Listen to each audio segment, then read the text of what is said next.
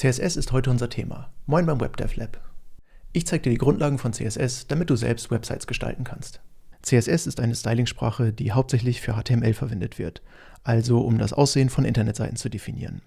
CSS steht für Cascading Style Sheets. Was das bedeutet, klären wir später. CSS und HTML zusammenbringen. Fangen wir erstmal damit an, wie du überhaupt CSS und HTML zusammenbringst. Eine CSS-Datei ist eine einfache Textdatei, die die Dateiendung .css hat. Um deine CSS-Datei mit deiner HTML-Seite zu verbinden, legst du im Dateisystem eine styles.css-Datei an. Nun öffnest du deine HTML-Datei im Editor und schreibst im Head-Bereich folgendes hin: Link, rel Stylesheet, Type, Text CSS, href, styles.css. Anschließend Speichern nicht vergessen.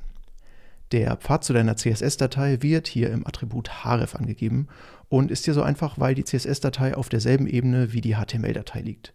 Hast du deine CSS-Datei allerdings woanders liegen, zum Beispiel in einem Unterordner, musst du natürlich auch den Pfad entsprechend anpassen. Um zu prüfen, ob die Einbindung korrekt funktioniert, trage einmal eine sehr deutlich sichtbare Anpassung in deine CSS-Datei ein, zum Beispiel Body Background Color Red. Damit kannst du sicher gehen, dass die Datei korrekt eingebunden ist, bevor du viel CSS schreibst und dich fragst, weshalb deine Änderungen nicht ankommen. Öffne deine HTML-Datei im Browser, ist der Hintergrund rot, ist alles korrekt eingebunden und du kannst die Zeile wieder aus der CSS-Datei löschen. Aufbau einer CSS-Anweisung. Eben hast du schon den grundlegenden Aufbau einer CSS-Anweisung gesehen, aber ich möchte die Struktur nochmal kurz genauer erklären. Body bezeichnen wir als CSS-Selektor. Er gibt an, auf welches HTML-Element die Style-Anweisungen sich beziehen, also worauf sie angewendet werden sollen. Die Style-Anweisungen stehen dann innerhalb der geschweiften Klammern. Eine Style-Anweisung besteht immer aus einem Schlüsselwertpaar. Du hast also den Schlüssel Background Color gefolgt von einem Doppelpunkt und diesem wird der Wert Red zugewiesen. Beendet wird die Zeile von einem Semikolon. Du kannst beliebig viele CSS-Anweisungen in die geschweiften Klammern eines Selektors schreiben, solange du das Muster Schlüssel Doppelpunkt Wert Semikolon einhältst. Selektoren. CSS-Selektoren können ganz unterschiedlich aussehen. Für den Anfang möchte ich dir hier einmal die gebräuchlichsten erklären. HTML-Tag. Wie eben schon gezeigt, kann ein Selektor ein HTML-Tag anhand des Namens ansprechen.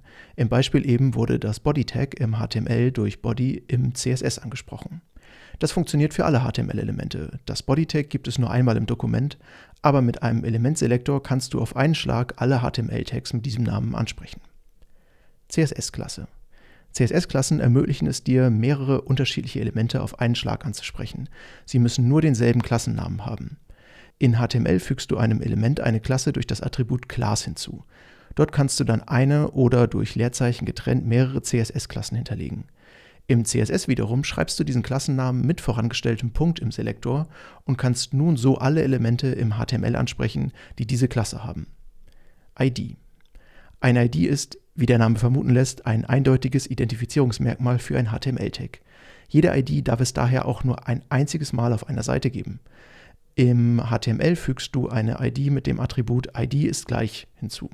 Und im CSS greifst du mittels vorangestellter Raute und dann dem Namen drauf zu. Da du IDs nur einmal pro Seite verwenden kannst, werden sie nur selten zum Styling verwendet. Attribut. Du kannst auch anhand eines Attributs selektieren. Möchtest du zum Beispiel nur Links auswählen, die das Attribut rel gleich external haben, dann schreibst du das Attribut in eckige Klammern direkt an das Tag, die Klasse oder auch ganz alleine, wenn du jedes Element mit diesem Attribut ansprechen möchtest. Selektorketten. Du kannst auch mehrere Selektoren hintereinander schreiben und dich so im HTML-Baum bewegen. Beispielsweise div-p greift nur bei p-Tags, die irgendwo als Elternelement mal ein div-Tag haben. Pseudoklassen und Elemente. Eigentlich sind CSS-Selektoren immer mit einem HTML-Element verbunden, aber es gibt auch sogenannte Pseudoklassen und Pseudoelemente. Du erkennst sie in einem bzw. zwei vorangestellten Doppelpunkten. Das Thema ist etwas umfangreicher, deshalb möchte ich es hier erstmal nur kurz vorstellen. Pseudoklassen ermöglichen es dir, auf HTML-Tags mit einem bestimmten Status zuzugreifen. Zum Beispiel Hover greift nur, wenn ein User mit der Maus über einem HTML-Element ist.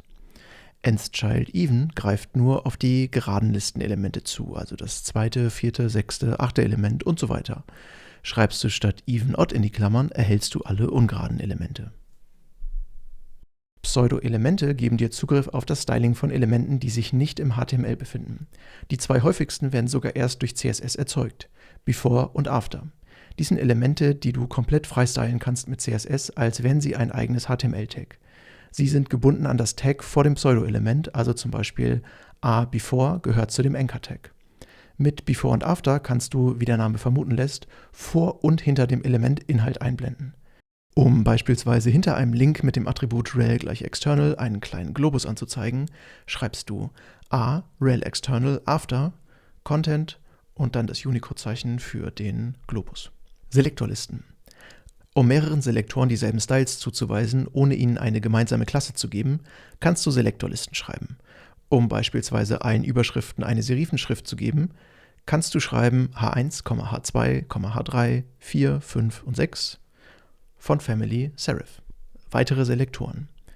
Für die Grundlagen sollten die gezeigten Selektoren erstmal reichen. Es gibt jedoch noch viel mehr. Hier nur ein kurzer Einblick, was es noch so gibt. Is ermöglicht mehrere Selektoren zusammenzufassen. Has ermöglicht dir einen anderen Selektor als Bedingung zu schreiben. H1 tilde P, die Tilde ermöglicht aufeinanderfolgende Elemente zu selektieren. H1 plus P, das Plus ermöglicht direkt aufeinanderfolgende Elemente zu selektieren. Diff größer P, der Kind-Selektor greift nur auf direkte Kind-Elemente zu.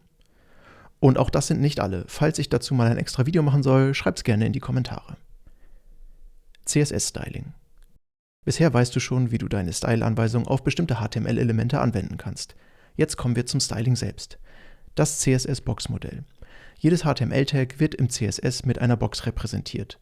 Von innen nach außen gehend hat so eine Box eine Breite und Höhe, das ist die Content-Box, dann folgt ein Innenabstand, eine Randlinie und ein Außenabstand.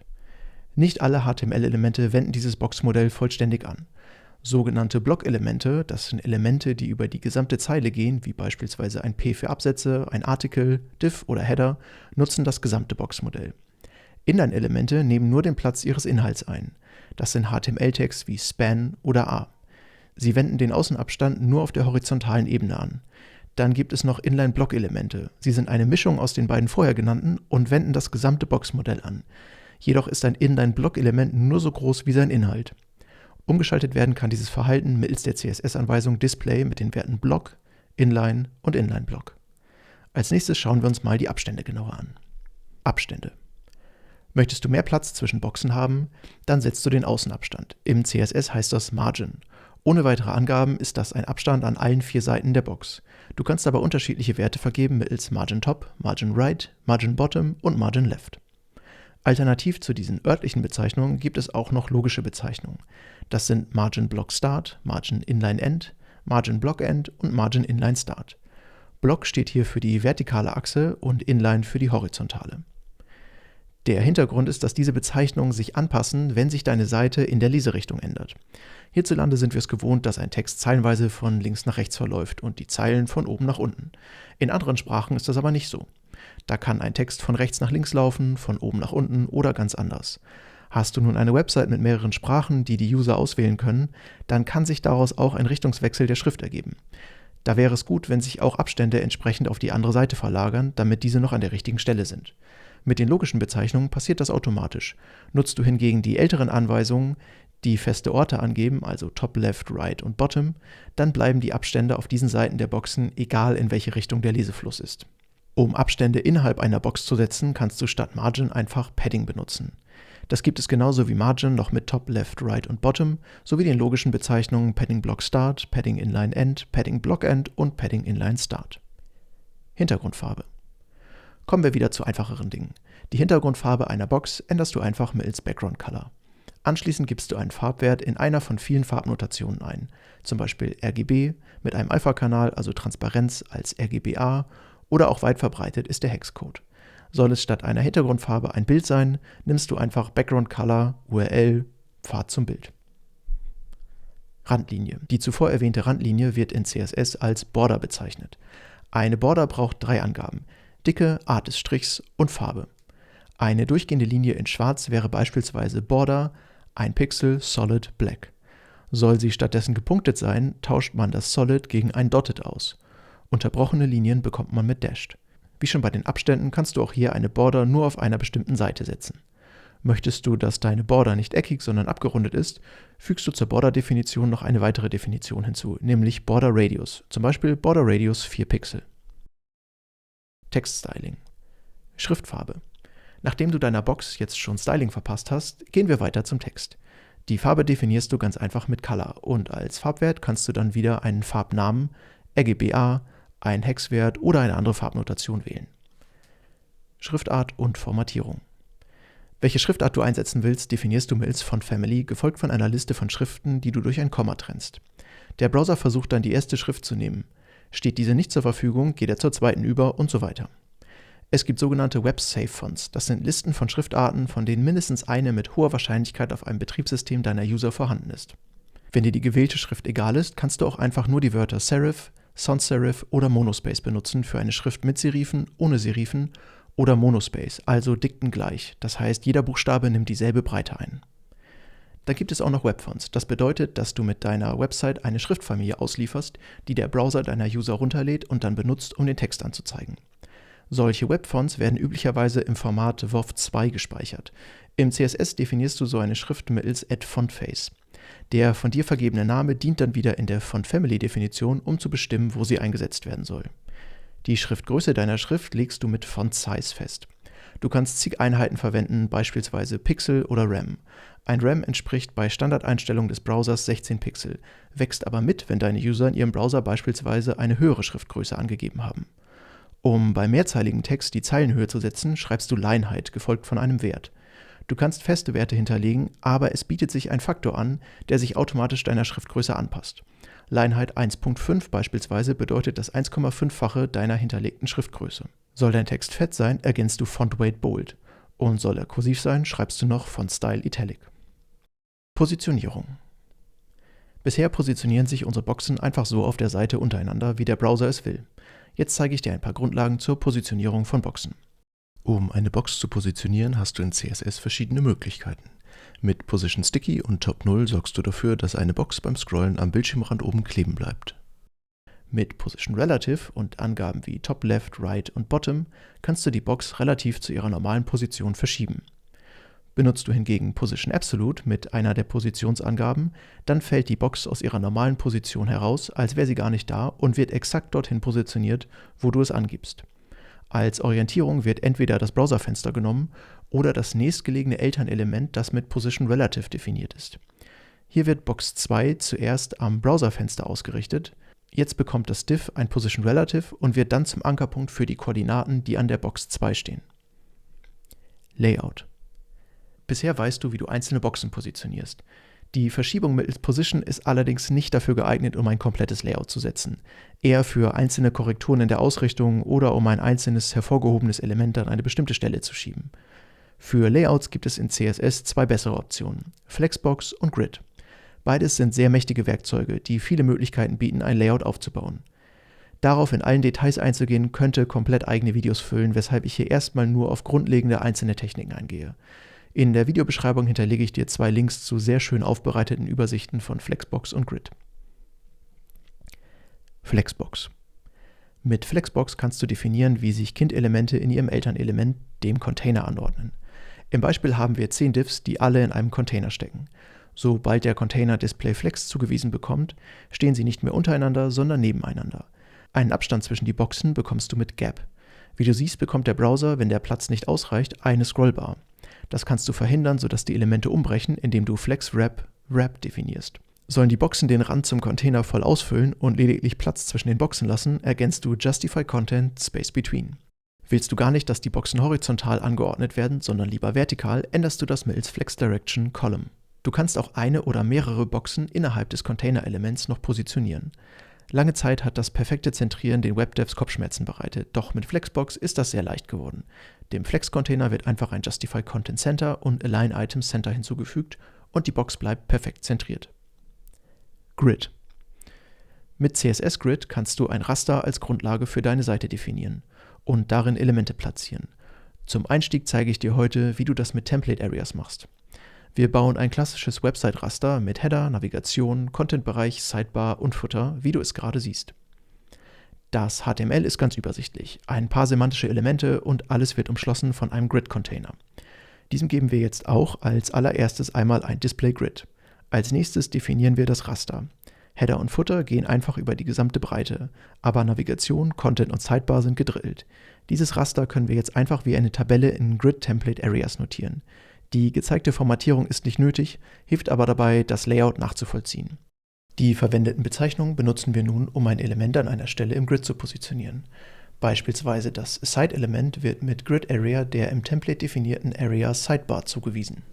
Nun definieren wir mit Grid Template Columns das Verhältnis der 3 Spalten zueinander.